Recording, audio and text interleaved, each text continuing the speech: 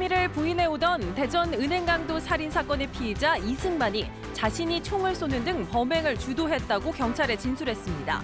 한편 21년 전 용의자로 지목된 남성이 당시 경찰의 폭행과 강압 수사가 있었다며 사과를 요구하고 나섰습니다. 지난달 무역 수지가 94억 7천만 달러 적자를 기록하며 통계 작성 이래 최대치를 경신했습니다.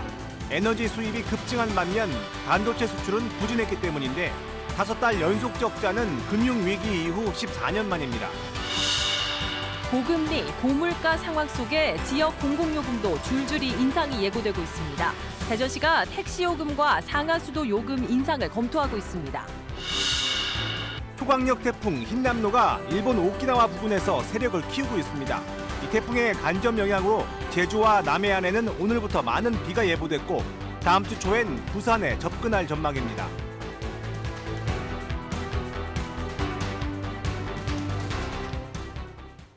여러분 안녕하십니까. 대전, 세종, 충남 7시 뉴스 시작합니다. 혐의를 부인해오던 21년 전 대전 은행강도 살인사건의 피의자 이승만이 자신이 권총을 쐈다며 범행을 모두 자백했습니다. 경제적인 어려움 때문에 범행을 저질렀고 훔친 돈은 주식과 도박으로 탕진했다고 밝혔습니다. 박연선 기자입니다. 검거 이후 줄곧 범행을 부인해온 피의자 이승만. 일주일 만에 범행 사실을 자백했습니다.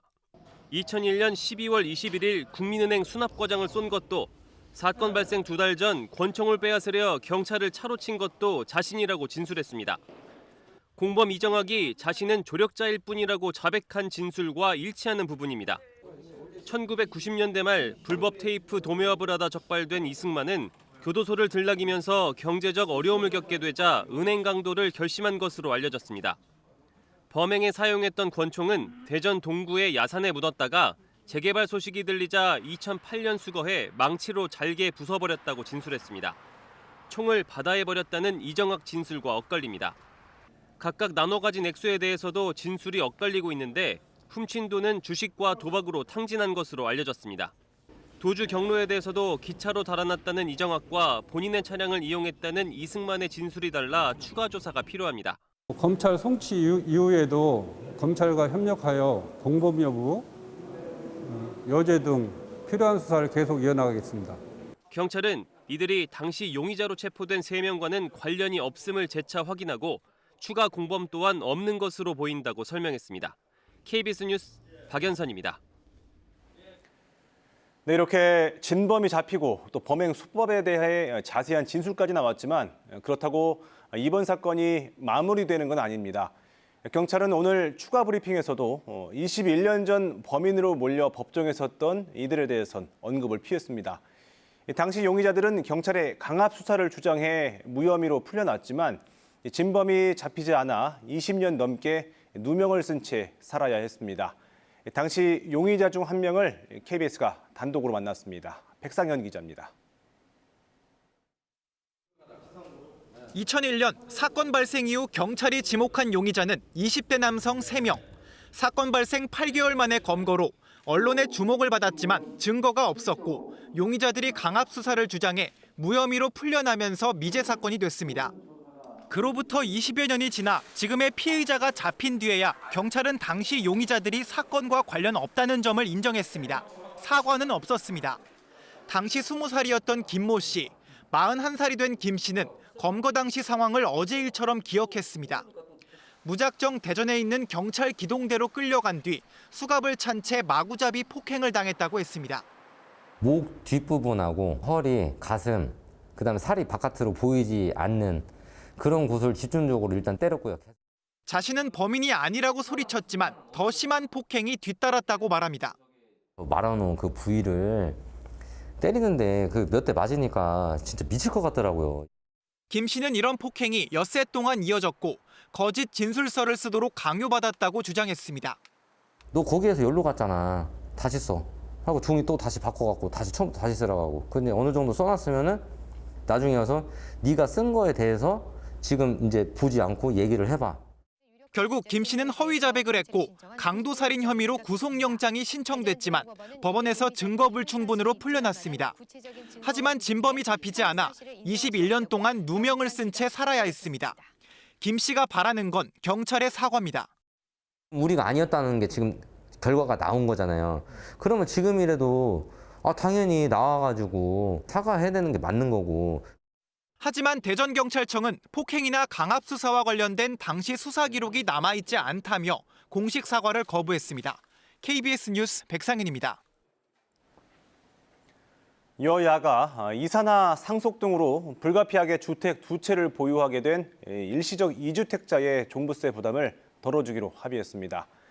다만 쟁점이 된 1주택자 종부세 특별 공제에 대해선 합의를 이루지 못했습니다. 방준원 기자입니다. 종합부동산세 부담 완화폭을 두고 줄다리기를 이어갔던 여야가 일부 내용에 합의했습니다. 여야는 먼저 일시적 2주택자와 1주택자 중 고령자, 장기 보유자에 대해선 종부세 부담을 덜어주기로 했습니다. 일시적 2주택자에 대해선 주택 한 채를 주택수 계산에서 제외하고 고령이거나 장기 보유 중인 1주택자에 대해서는 종부세 납부를 연기하는 내용이 골자입니다. 해당 개정안은 국회 상임위를 통과했고 오는 7일 국회 본회의에서 처리될 방침입니다. 종합부동산세법 일부 개정 법률안은 원안대로 의결하고자 하는데 이의 없으십니까? 가결되었음을 선포합니다. 여야는 다만 개정안의 핵심인 공정시장가액 비율과 특별공제 금액 설정 등은 합의에 이르지 못했습니다. 앞서 정부 여당은 공정시장가액 비율을 당초 예정된 100%에서 60%로 낮추고 종부세 부과 기준도 기존 11억 원에서 14억 원으로 3억 원 올리는 안을 제시했습니다. 이후 협상 과정에서 부과 기준을 12억 원으로 내리자는 절충안을 제시했으나 결국 추후 논의를 이어가기로 했습니다. 이에 대해 관계부처 장관들은 일부 법안 처리가 늦춰지면 적잖은 혼란과 불편이 있을 것으로 내다봤습니다. 한편 오늘 오후 본회의 개회로 시작된 윤석열 정부 첫 정기국회는 앞으로 100일간 이어집니다. 여야 모두가 민생 입법을 강조하고 대선 당시 공통공약을 추진하자고 입을 모으고 있지만 정권 교체 후 처음 열리는 정기국회인 만큼 수싸움이 치열할 전망입니다. KBS 뉴스 방준원입니다. 감사원 감사를 받고 있는 국민권익위원회에서 이정희 부위원장이 사퇴하겠다고 밝혔습니다. 전현희 위원장은 공직자 직분에 충실하겠다며 표적감사에 대해서 법적 책임을 묻겠다고 했습니다. 이유민 기자가 보도합니다. 문재인 정부에서 임명된 이정희 국민권익위원회 부위원장이 임기를 1년 5개월 남기고 사의를 밝혔습니다. 감사원 특별감사가 시작된 지 한 달 만입니다. 이정희 부위원장은 KBS와의 통화에서 전방위적 감사로 직원들이 힘들어하고 자신도 피로감이 누적돼 사직을 결심했다고 밝혔습니다. 그러면서 명예감과 자존심을 지키기 위해 떠나는 것이 맞는다고 판단했다며 전현희 위원장에게 죄송하게 생각한다고 말했습니다. 이정희 부위원장은 문재인 정부에서 한전 감사위원을 지냈고 21대 총선 당시 민주당 예비후보로 등록했던 적이 있어 전 위원장과 함께 사퇴 요구를 받아온 걸로 전해졌습니다. 국회 예결특위에 출석한 전현희 위원장을 향해선 여당의 사퇴 압박이 다시 이어졌습니다. 다음에 출마합니까? 그 부분은 아직 확실히 정해진 건 없습니다. 출마하실 것 같으면 일찍 준비하시는 게 좋지 않나 그런 생각을 한번 해봅니다만 공직자로서의 직분에 제가요 하겠습니다. 전현희 위원장은 SNS를 통해 이정희 부위원장의 사퇴에 참담한 심정이라며 표적감사 관련자들에게 법적 책임을 묻겠다고 강조했습니다. 감사원의 권익위 현장 감사는 한 차례 연장돼 내일 종료되는데 다시 연장하지 않으면 감사 결과 의결 등을 위한 마무리 절차에 들어가게 됩니다. 재연장할 가능성은 높지 않은 상황이지만 감사원은 권익위가 자료 제출을 거부한 부분에 대해선 어떻게 할지 검토 중이라고 밝혔습니다. KBS 뉴스 이유민입니다. 지난달 우리 무역 수지가 또다시 적자를 기록했습니다. 적자 폭도 계속 커져서 월간 기준 역대 최대였습니다. 5달 연속으로 이런 적자가 이어지고 있는데 2008년 금융위기 이후 14년 만입니다. 정세배 기자가 보도합니다. 지난달 우리 수출액은 566억 7천만 달러로 지난해 같은 기간보다 6.6% 증가했습니다. 반면 수입액은 661억 5천만 달러로 28%나 늘어나면서 역대 최대를 기록했습니다. 그 결과 지난달 무역 수지는 94억 7천만 달러 적자를 기록했습니다. 적자 규모로 월간 기준 역대 가장 많았습니다. 올 들어 무역 수지는 4월부터 5달 연속 적자를 기록하고 있습니다. 무역 수지 적자가 5개월 연속 지속된 건 2008년 금융위기 이후 14년 만입니다. 주요 품목 가운데 자동차와 석유 제품 등은 수출이 늘었지만 전체 수출의 20%가량을 차지하는 반도체의 수출이 줄었습니다. 반도체 수출이 전년 동기보다 줄어든 건 26개월 만입니다. 여기에 에너지원 수입액이 지난해 같은 기간보다 90% 넘게 늘었고 반도체나 2차 전지 소재 등의 수입도 크게 늘면서 적자를 키웠습니다. 국가별로는 가장 큰 비중을 차지하는 대중무역 수지에서 넉 달째 적자가 이어졌습니다. 이로써 지난달까지 누적 무역 적자는 247억 달러를 넘어섰습니다. 정부는 다만 수출과 수입 모두 꾸준히 늘면서 올해 상반기 우리나라는 무역액 기준 세계 7위로 올라섰다고 설명했습니다. 정부는 이 같은 무역 적자 상황을 엄중히 인식하고 있다고 밝혔습니다. 그러면서 어제 발표한 수출 경쟁력 강화 전략을 중심으로 수출 확대를 통한 무역 수지 개선을 목표로 총력 지원하겠다고 강조했습니다. KBS 뉴스 정세배입니다. 장바구니 물가가 고공행진하는 가운데 정부가 다음 달부터 전기와 가스 같은 공공요금 인상을 예고했습니다. 대전시도 택시부터 또 상하수도까지 줄줄이 요금 인상을 검토하고 나섰습니다. 조정아 기자가 보도합니다. 대전 택시업계가 지난달 말 택시요금 인상을 공식화하고 인상 건의서를 대전시에 전달했습니다. 기본 요금을 3,300원에서 6,000원으로 인상하고 자정부터 시작하는 심야 할증을 밤 10시로 당기면서 할증률도 20%에서 25%로 올리겠다는 내용입니다.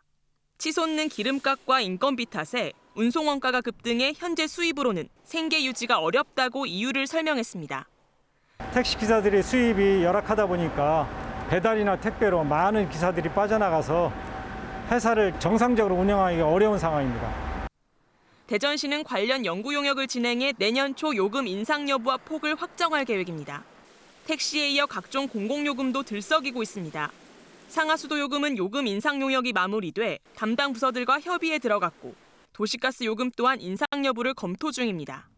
또 지난 2012년 500원에서 800원으로 인상된 대전 천변 고속화도로 통행요금도 1,400억 원에 달하는 채무를 이유로 요금 인상을 논의 중입니다. 이용자 부담 원칙에 따른 채무 변제 방안 등에 대하여 각종 자료를 통해 검토 중에 있습니다. 연일 치솟고 있는 장바구니 물가에 이어 각종 공공요금이 줄 인상을 예고하면서 갈수록 서민 부담이 커지고 있습니다. KBS 뉴스 조정아입니다.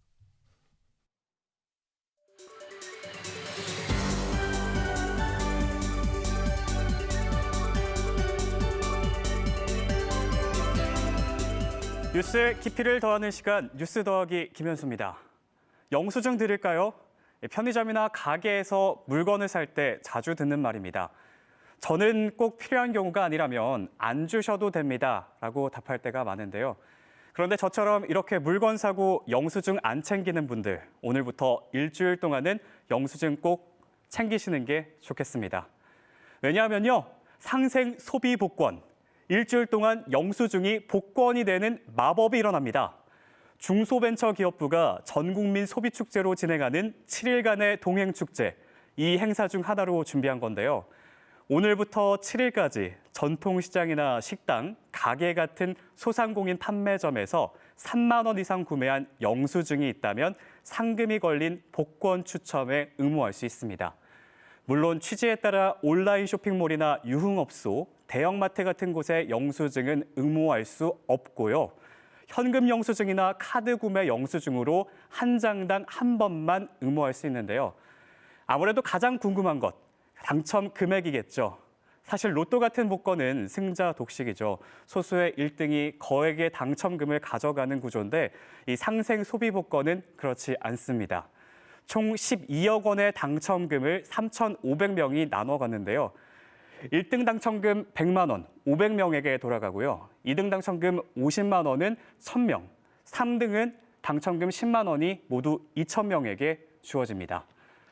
코로나19로 얼어붙었던 골목 상권을 살리겠다는 게 이번 상생 소비 복권의 목적인 만큼 비교적 많은 당첨자들에게 혜택이 돌아가도록 해서 소비 촉진 효과를 높이겠다, 이런 취지인 겁니다.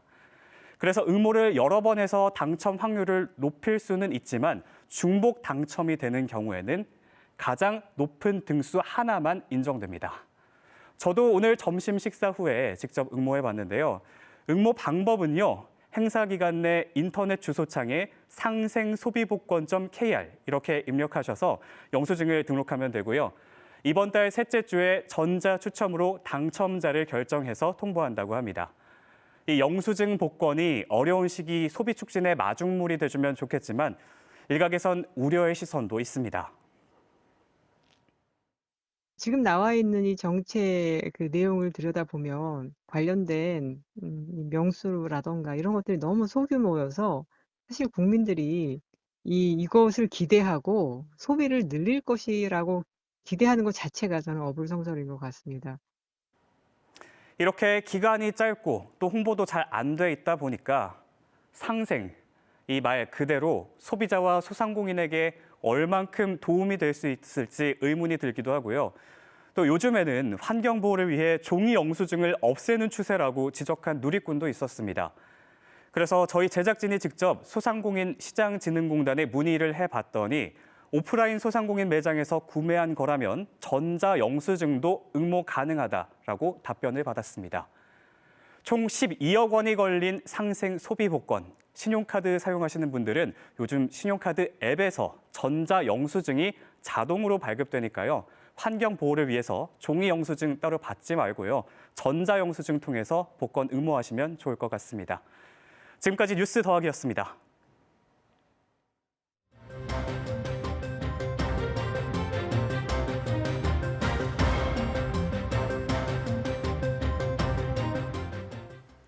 초강력 태풍 흰남노가 계속 새를 불리며 북상하고 있는 가운데 다음 주 화요일 부산에 접근할 전망입니다. 태풍이 끌어올린 수증기의 영향으로 제주와 남해안에는 당장 오늘부터 많은 비가 예보됐습니다. 이정훈 기상 전문 기자입니다. 11호 태풍 흰남노의 모습입니다. 중심의 눈이 선명한 최고 등급 초강력 태풍입니다. 흰남노는 남쪽의 열대저하부까지 흡수하며 하루 새 몸집을 더 키웠습니다. 소용돌이 구름이 어제보다 훨씬 커졌고 특히 태풍 북쪽 한반도 방향으로 수증기가 유입되며 비구름이 발달하고 있습니다. 이 때문에 제주와 남해안에는 이미 오전부터 비가 시작됐습니다. 태풍은 내일까지 남서쪽으로 이동하다 주말부터 본격적으로 북상할 것으로 보입니다. 다음 주 월요일 제주 남쪽을 지나 화요일 오후에는 부산 앞바다를 통과하겠다고 기상청은 내다봤습니다. 아직 상륙 여부는 불확실하지만 현재 진로대로라도 충청과 남부지방까지 태풍의 직접 영향권에 들 전망입니다. 특히 이번 태풍은 한반도 접근 전부터 많은 비를 뿌릴 것으로 보입니다. 모레까지 제주에는 100에서 최대 300mm 이상, 남해안에도 50에서 100mm의 비가 예상됩니다. 장기간 매우 많은 비가 예상됨에 따라 침수와 산사태 피해가 우려됩니다. 미리 배수로를 정비하고 붕괴 위험 시설은 사전에 점검해야 합니다. 또 당분간 계속해서 동풍이 불어들면서 제주와 동해안에는 높은 너울이 밀려들 것으로 보입니다. 해안가에서는 안전사고에 유의해야 합니다. KBS 뉴스 이정루입니다. 국내 코로나19 유행은 감소 추세로 접어들었지만 사망자는 넉 달여 만에 가장 많았습니다. 오늘부터는 국산 1호 백신에 대한 사전 예약이 시작됐고 미국에서 긴급 승인된 개량 백신은 4분기에 도입될 것으로 보입니다. 김세정 기자의 보도입니다. 코로나19 신규 확진자는 8만여 명으로 감소세를 이어가고 있지만 하루 사망자는 112명으로 125일 만에 가장 많았습니다. 위중증 환자 역시 9일째 500명대를 이어가고 있습니다. 방역당국은 앞선 신규 확진자 증가의 영향으로 사망과 위중증 사례는 당분간 늘 것으로 보고 있습니다. SK바이오사이언스가 개발한 국산 백신 스카이코비원 접종 사전 예약은 오늘부터 시작됐습니다.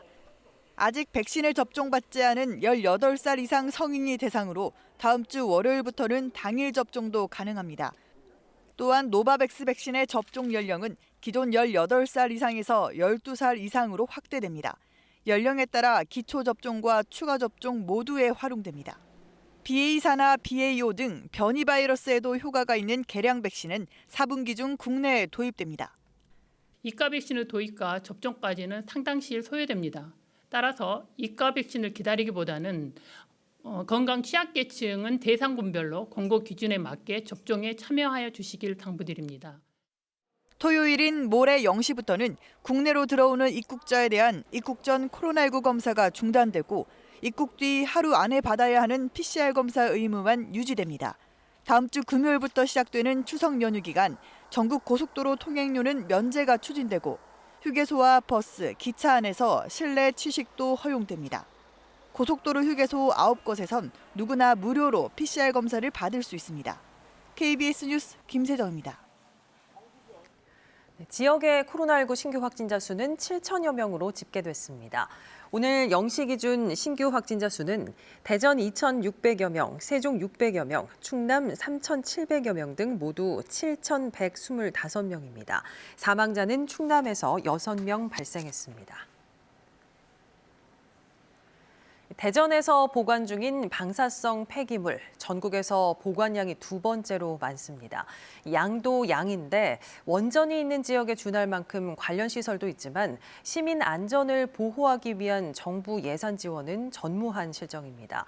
국비 지원 관련 법안은 벌써 수년째 국회에 방치돼 있습니다. 박장훈 기자입니다.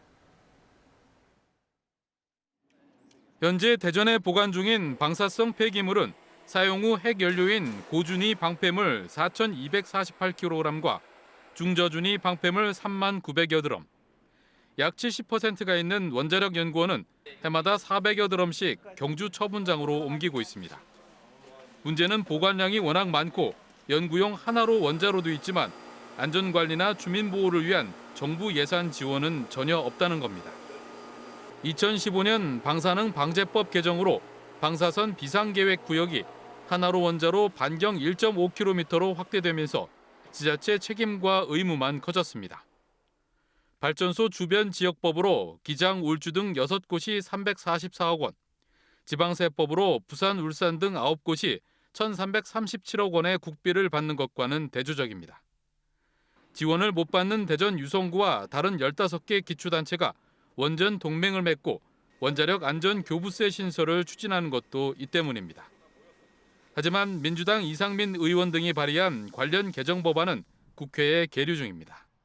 정부 쪽에서 또는 그 관련 기업 공기업에서 부정적 입장 때문에 이 법의 통과에 큰 걸림돌로 작용하고 있고, 대전시는 15개 지자체와 함께 정부와 국회에 조속한 법 개정을 요청할 계획입니다.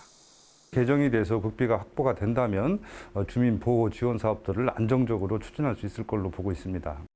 탈원전 대신 원자력 발전을 다시 강화하고 있는 새 정부가 원전 지역에 준하는 곳에도 실질적 지원을 해야 한다는 목소리가 커지고 있습니다. KBS 뉴스 박장훈입니다. 유해 화학물질이나 고압가스 등의 위험물 운송 정보는 화물 차량에 설치된 단말기를 통해 교통안전공단이 실시간으로 파악하고 있는데요. 이 정보를 국내 3대 석유화학단지인 대산산단이 있는 서산시와 공유해서 사고 대응력 강화에 나섰습니다. 홍정표 기자입니다. 교차로에 진입한 대형 화물 차량. 겉으로는 무엇을 실었는지 알 수 없지만 모니터에 나타난 위험물 표식을 누르자 차량 정보와 실린 화학물질의 종류와 양, 이동 경로까지 상세히 나타납니다. 전국에 등록된 12,000여 대의 위험물질 운송 차량 정보를 관리하고 있는 한국교통안전공단으로부터 실시간으로 전달받은 정보입니다. 자치단체로는 처음으로 서산시와 공단이 협약을 맺고 정보 공유에 나섰습니다. 도로공사라든지 이런 데 제공을 했는데 앞으로는 이런 지자체 또 민간 또 운송회사에서도 넓게 제공할 계획입니다.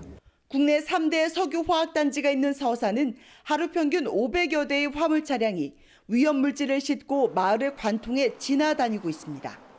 때문에 이번 시스템 구축으로 산업단지 주변 환경 개선이 기대됩니다. 위험물 차량이 이동하면서 어떤 사건, 사고가 났을 때 신속하게 대응할 수 있도록 함으로써 시민들의 이 생명과 재산을 보호하는 데 큰 기여를 할 수 있겠다. 앞으로 시스템을 정비하면 사고 위험 예측이나 졸음운전 감지 정보 등의 공유도 가능해질 것으로 보입니다. 서산시는 다음 달 초부터 시범 운영에 들어가 올 연말부터는 시스템을 본격 가동할 계획입니다. KBS 뉴스 홍정파입니다. 최근 제주의 한 초등학교 안에서 어린이가 후진하는 차에 치여 다치는 사고가 났습니다. 학교 정문 안에서 발생한 뺑소니 사고인데도 어린이 보호구역은 아니어서 논란이 일고 있습니다. 민소영 기자가 취재했습니다. 초등학교 하굣길. 정문 밖에 있던 승용차가 후진해 들어옵니다. 학교에서 걸어 나온 아이가 이 차에 치여 뒤로 넘어집니다. 이 사고로 12살 여자 어린이가 다쳤는데 운전자는 연락처를 남기지 않은 채 현장을 떠났습니다. 학부모는 신고 과정에서 경찰 설명을 듣고 의아했습니다. 사고 장소가 어린이 보호구역이 아니라는 겁니다. 제주 시내 한 초등학교 앞입니다. 이곳은 학교 주 출입문을 경계로 바깥쪽은 어린이 보호구역이지만 안쪽은 보호구역에 해당하지 않습니다. 어린이 보호구역에서 사고를 내 어린이를 다치게 하면 합의와 상관없이 형사처벌을 받습니다. 여기에 규정 속도나 안전운전 의무를 위반한 경우 이를 가중처벌하는 이른바 민식이법을 적용합니다. 그런데 교문 안쪽은 현행법상 도로도 보호구역도 아니었습니다. 정문 밖에 있는 애를 치면 어린이 보호구역 사고인 거고 그냥 학교 안까지 들어와가지고 애를 치면 이게 어린이 보호구역 사고가 아닌 게 되는 게 이게 좀 법이 문제가 있다. 2019년에도 충북 충주에서 등교하던 초등학생이 차에 치여 크게 다쳤는데 학교 안은 스쿨존이 아니라는 이유로 공소권 없음 처리돼 논란이 일었습니다. 학교 안은 오히려 그 학교 밖에 어린이 보호구역보다 더 안전한 곳이어야 됩니다. 그럼에도 불구하고 민식이법을 적용하지 않고 종합범 처리, 공소권 없음으로 끝난다는 게 참 커다란 아이러니입니다. 한편 제주 동부경찰서는 사고 운전자에게 특가법상 도주 치상 혐의 적용 여부를 검토하고 있습니다. KBS 뉴스 민소영입니다.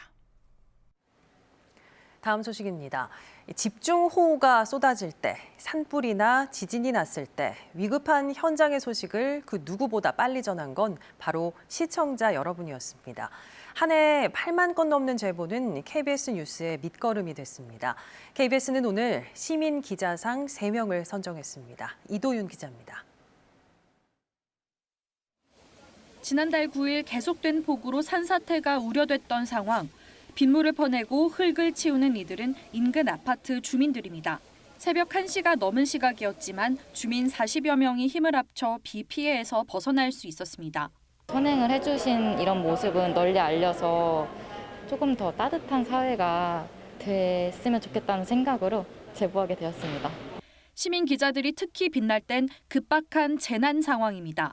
마라도 해역에서 규모 4.9 지진이 발생했을 때 식당의 CCTV 영상으로 시청자들은 그 강도를 생생히 느낄 수 있었습니다.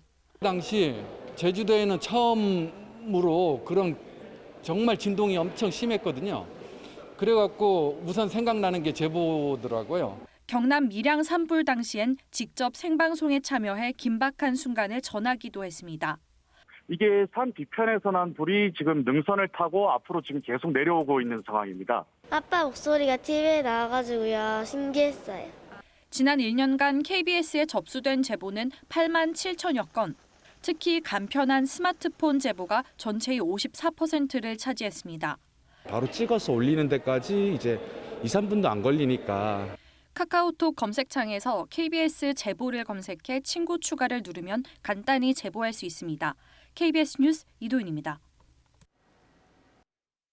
지자체 유튜브를 찾아서 들어오는 사람이 없거든요. 저만 해도 도청 유튜브를 하기 전에 그전에 단 한 번도 생각해보니까 한 번도 어떤 지자체 유튜브를 들어가 본 적이 없는 것 같아요. 관심도 없는 사람들한테 관심 있게 하는 방법이 뭘까를 가지고 또 이렇게 위험수를 넘어도 안 되는 거고 그 조절 때문에 항상 고민을 많이 하고 있습니다.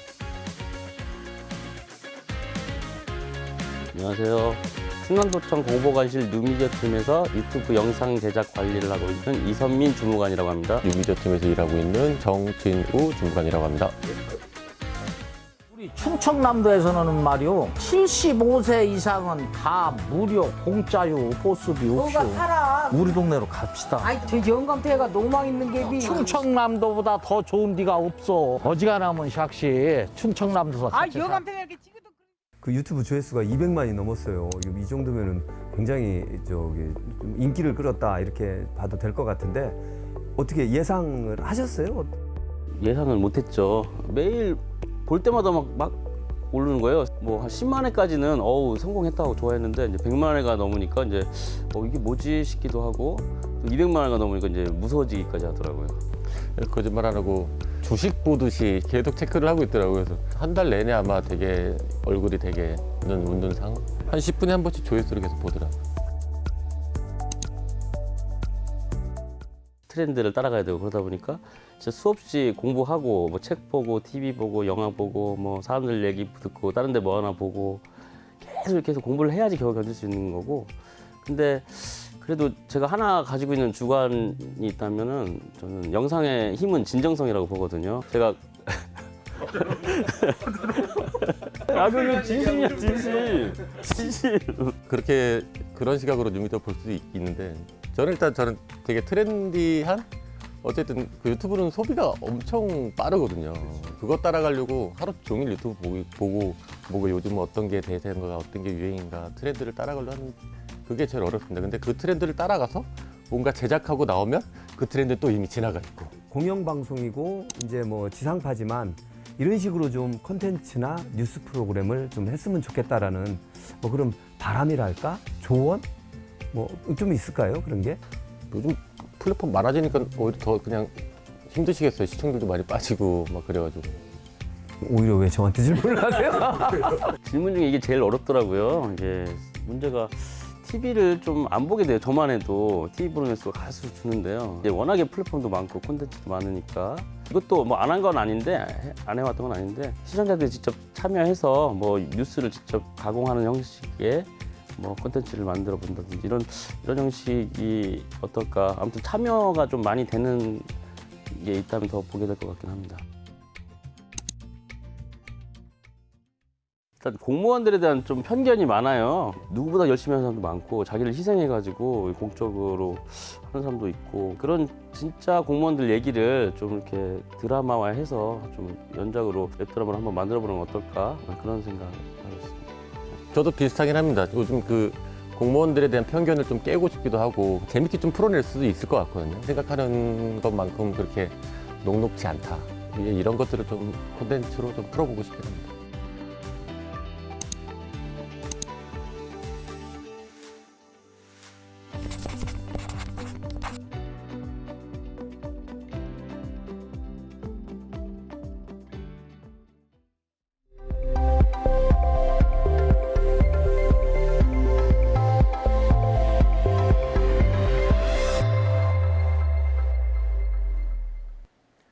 전세 사기 의심 사례 14,000여 건을 단속해 경찰로 보낸 국토부가 오늘은 전세 사기 피해 방지 방안을 발표했습니다.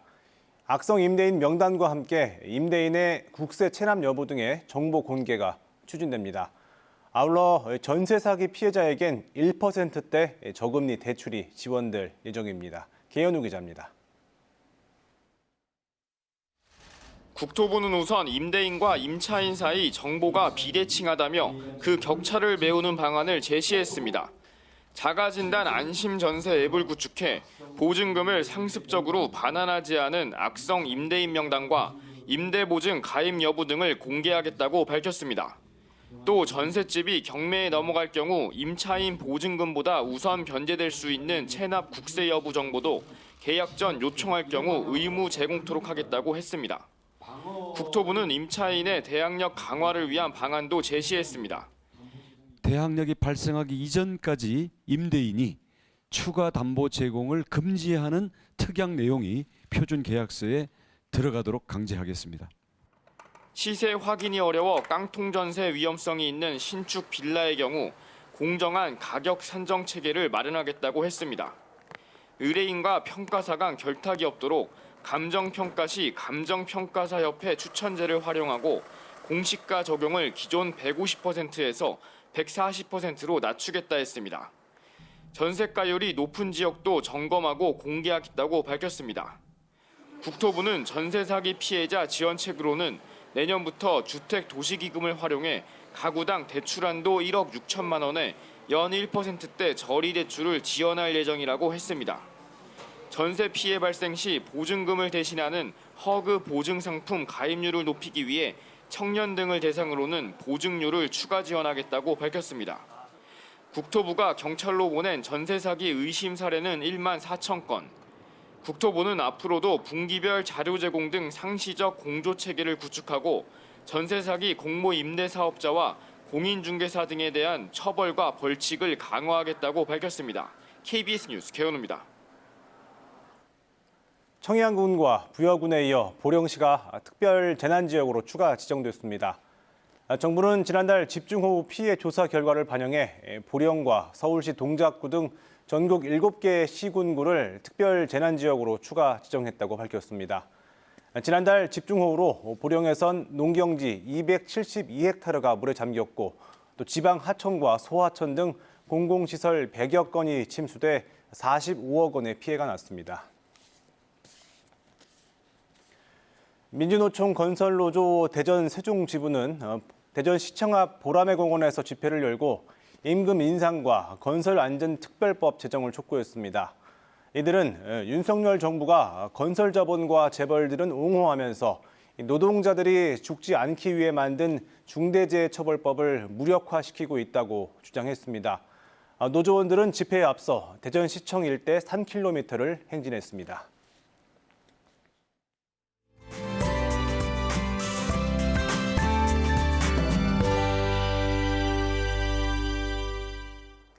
모처럼 파란 하늘이 드러났습니다. 내일도 고기압의 가장자리에 들면서 구름만 가끔 지나겠는데요.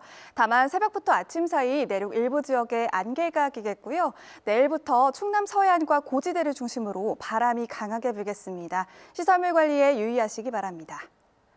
따스한 볕이 내리쬐면서 기온이 크게 올랐습니다. 내일도 낮 기온은 오늘과 비슷하겠지만 아침 기온이 20도 아래로 내려가면서 무척 선선하겠습니다. 일교차가 10도 안팎으로 벌어지니까요. 건강 잘 챙겨주셔야겠습니다. 한편 초강력 태풍 흰남노는 현재 타이완, 타이베이 남동쪽 해상을 지나고 있습니다. 내일 오후부터 방향을 틀어서 북진을 시작하겠고요. 다음 주 월요일 오후 서귀포 남쪽 해상을 지나서 화요일에는 남해안 부근까지 북상할 전망입니다. 태풍의 진로는 아직 유동적이지만 강한 영향을 줄 것으로 보입니다. 계속해서 태풍 정보에 귀 기울여 주시기 바랍니다. 다음은 자세한 지역별 내일 날씨 보겠습니다. 내일 아침 기온은 세종이 17도로 시작하고요. 낮 기온은 논산이 28도까지 오르겠습니다. 충남 북부 지역의 아침 기온은 천안이 16도, 아산은 18도, 낮 기온은 태안이 29도로 예상됩니다. 충남 남부 지역의 아침 기온은 청양이 16도, 낮 기온은 보령이 29도를 보이겠습니다. 내일 충남 앞바다를 중심으로 바람이 강하게 불겠고요. 물결도 다소 높게 일겠습니다. 항해나 조업하는 선박은 유의하시기 바랍니다. 태풍으로 인한 고비는 일요일부터 다음 주 초반까지가 될 것으로 보입니다. 돌풍을 동반해 매우 강하고 많은 비가 내리겠는데요. 추석을 앞두고 큰 피해가 없도록 철저히 대비해 주시기 바랍니다. 날씨였습니다. 네, 시청자 주간을 맞아 이번 한 주 동안 저희 KBS 대전총국에 바라는 지역 시청자들의 목소리 들어봤는데요. 소중한 의견 잘 반영해서 보다 쉽게 꼭 필요한 지역 소식 전할 수 있도록 더 노력하겠습니다. 7시 뉴스 마칩니다. 여러분 고맙습니다.